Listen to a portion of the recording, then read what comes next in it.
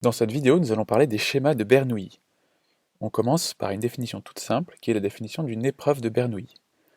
Il s'agit simplement d'une expérience aléatoire qui ne possède que deux événements. L'un que l'on nomme succès et qu'on note S, l'autre qui est un échec et que l'on note S bar. Chaque épreuve de Bernoulli est associée à un paramètre P, qui est un réel compris entre 0 et 1, et qui est égal à la probabilité que l'épreuve soit un succès. Ce nom a été donné en référence à Johann Bernoulli, qui est un mathématicien suisse, et c'est l'une des pierres fondamentales de la théorie des probabilités. Voyons quelques exemples. On lance une pièce en l'air et on regarde si elle tombe sur face. On a bien ici une épreuve de Bernoulli car il n'y a que deux événements possibles. Soit l'épreuve est un succès, c'est-à-dire que la pièce tombe sur face, soit l'épreuve est un échec car la pièce est tombée sur pile. Le paramètre P dans ce cas est la probabilité qu'on tombe sur face, c'est-à-dire 1 sur 2. Voyons à présent un exemple d'expérience aléatoire qui n'est pas une épreuve de Bernoulli. On lance un dé à 6 faces et on regarde le résultat. Là, nous n'avons pas une épreuve de Bernoulli car il y a 6 événements, un par face du dé. On remarquera que souvent, pour déterminer si une expérience aléatoire est une épreuve de Bernoulli, la formulation de l'énoncé est très importante. Par exemple, si je dis maintenant « on lance un dé et on regarde si le dé tombe sur 6 », cette expérience n'a à présent que deux événements. On a donc ici une épreuve de Bernoulli avec comme succès le dé tombe sur 6, et comme échec, le dé ne tombe pas sur 6. Et comme paramètre P, une chance sur 6. On peut donc dire qu'une expérience aléatoire est une épreuve de Bernoulli si la question posée peut se répondre par oui ou par non. Est-ce que la pièce va tomber sur face? Je peux répondre par oui ou par non. Est-ce que le dé va tomber sur 6? Je peux répondre par oui ou par non. Quel va être le résultat du dé? Dans ce cas-là, je ne peux pas répondre par oui ou par non, donc ce n'est pas une épreuve de Bernoulli. Une dernière remarque, si l'issue du résultat est certaine, on parle malgré tout d'épreuve de Bernoulli. Exemple, on lance un dé et on regarde si le dé tombe sur un nombre inférieur ou égal à 7. On peut ici répondre par oui ou par non, donc c'est une épreuve de Bernoulli avec S, le dé tombe sur un résultat inférieur ou égal à 7, S bar, le dé tombe sur un résultat strictement supérieur à 7. Mais cette dernière éventualité n'arrive jamais car la face la plus forte d'un dé est un 6, donc le paramètre P qui nous indique la probabilité de succès est égal à 1. Cela reste malgré tout une épreuve de Bernoulli. Une dernière remarque, la notion de succès ou d'échec est totalement indépendante de ce qu'on entend par un succès ou un échec dans la vraie vie. On se place par exemple sur une chaîne de production de bouteilles en verre. On suppose que parmi ces bouteilles, 1/1000 a un défaut de production dans le filetage du goulot. Un contremaître tire une bouteille au hasard et on se demande si la bouteille est dysfonctionnelle. Dans ce cas, l'énoncé implique que le succès de cette expérience est obtenu si la bouteille est effectivement dysfonctionnelle, même si dans la vraie vie on aurait plutôt tendance à considérer cela comme un échec. En définitive, ce qu'il faut retenir, c'est que c'est l'énoncé de l'exercice qui détermine ce qui est un succès et ce qui est un échec. Passons à la définition d'un schéma de Bernoulli. Un schéma de Bernoulli de paramètres n et p est une expérience aléatoire dans laquelle on répète n fois de manière indépendante la même épreuve de Bernoulli de paramètres p. Par exemple, si on tire une pièce en l'air 6 fois de suite de manière indépendante, on effectue 6 fois la même épreuve de Bernoulli de paramètre 1 sur 2. On a donc là un schéma de Bernoulli de paramètre n égale 6, comme le nombre de fois où on lance la pièce, et p égale 1 sur 2, comme la probabilité de succès à chaque lancer. Un autre exemple, on fait 3 tirages dans une urne avec 6 boules vertes et 14 boules rouges, en remettant la boule tirée à chaque fois dans l'urne. On compte le nombre de boules vertes qu'on va tirer. Lors du premier tirage, on s'aperçoit qu'on a 6 chances sur 20 de tirer une boule verte. Dans un premier tirage, admettons donc qu'on obtienne une boule verte, on a donc un succès. On remet la boule verte et on recommence. On a donc toujours 6 chances sur 20 de tirer une boule verte. Lors du deuxième tirage, on tire une boule rouge et on a donc un échec. On remet la boule rouge et on recommence. À nouveau 6 chances sur 20 de tirer une boule verte. On obtient à nouveau une rouge. Et on remet cette boule dans l'urne. Finalement, nous n'avons qu'un seul succès, mais à chaque tirage, nous avions toujours les mêmes conditions, c'est-à-dire les mêmes probabilités d'obtenir un succès ou un échec. On a donc répété 3 fois la même épreuve de Bernoulli de paramètres 6 sur 20. On a donc ici un schéma de Bernoulli de paramètres n égale 3 et p égale 6 sur 20.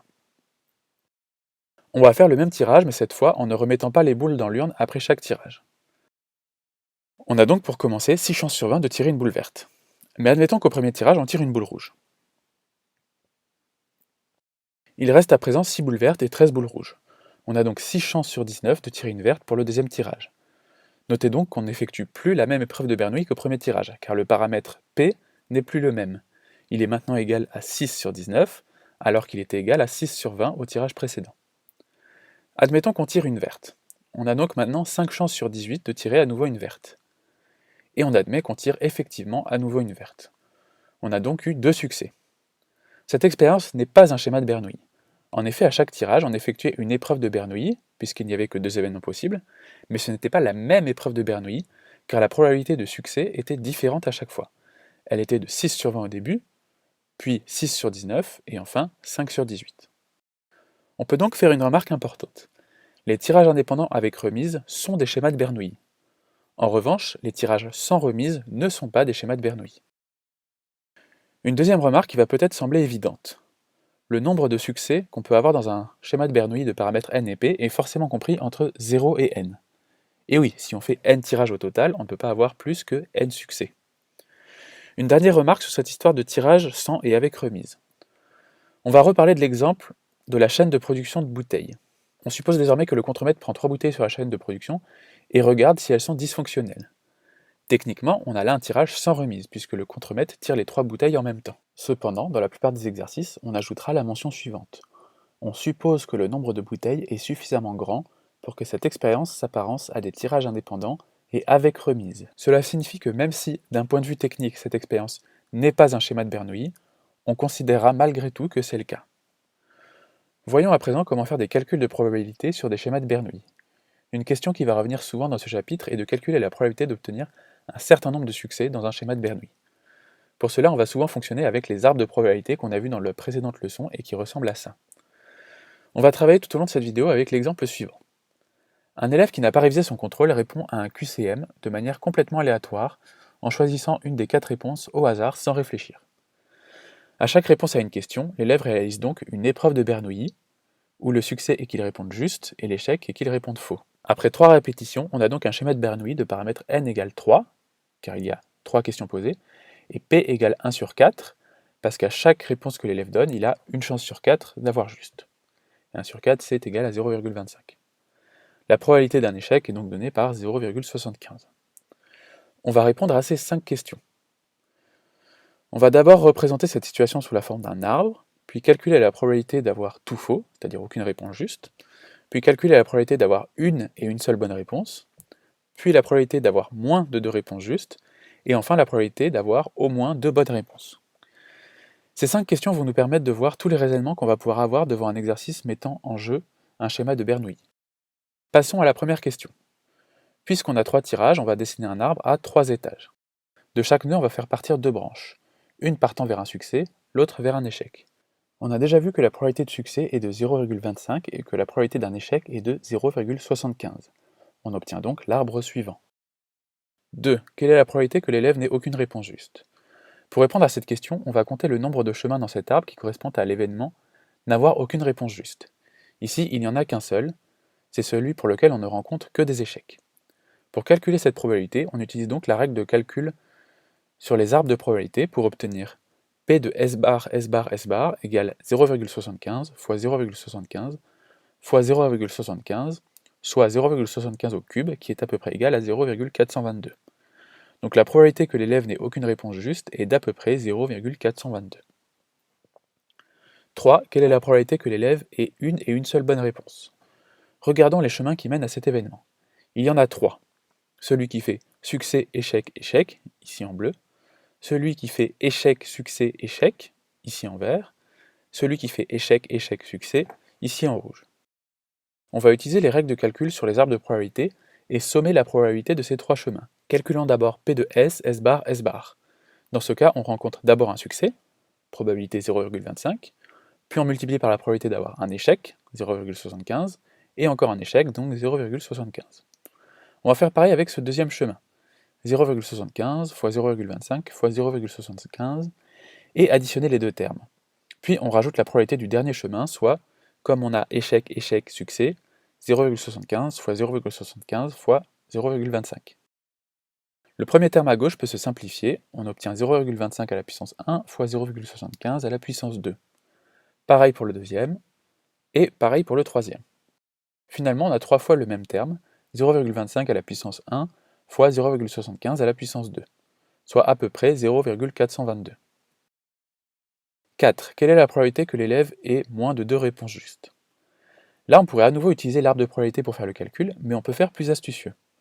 On va constater que l'événement « l'élève a moins de 2 réponses justes » est égal à l'événement « l'élève n'a aucune réponse juste » ou « l'élève a une et une seule réponse juste ».